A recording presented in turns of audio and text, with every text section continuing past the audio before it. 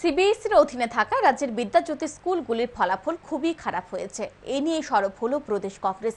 বুধবার দলের তরফে সাংবাদিক সম্মেলন করা হয় প্রদেশ কংগ্রেস ভবনে। উপস্থিত ছিলেন প্রদেশ মহিলা কংগ্রেসের মুখপাত্র সম্পাদিকা শ্রেয়সী লস্কর, যুব কংগ্রেসের নেতৃত্ব আমির হোসেন সহ অন্যান্যরা। মুখপাত্র এদিন বলেন, সরকার ভালো উদ্দেশ্য নিয়ে বিদ্যাজ্যোতি প্রকল্প নিয়ে এলেও এর ব্যবসায়িক ও রাজনৈতিক উদ্দেশ্য যোগ হয়ে যায়।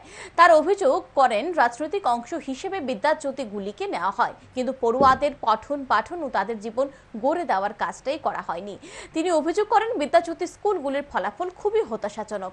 মুখপাত্র বলেন, বর্তমান শিক্ষার এই ব্যবস্থার উন্নতি কল্পে পদক্ষেপ না নেওয়া হলে রাস্তায় নামবে কংগ্রেস।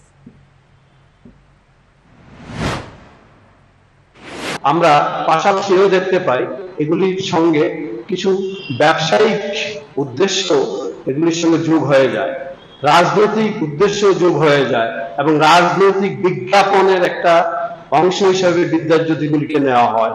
সবকিছুই করা হয়, আসল যে কাজটি করা সেটা হলো সেই শিক্ষার্থীগুলিকে পড়াশোনা করানো এবং তাদের জীবন গড়ে দেওয়া, সেই কাজটাই করা হয়নি।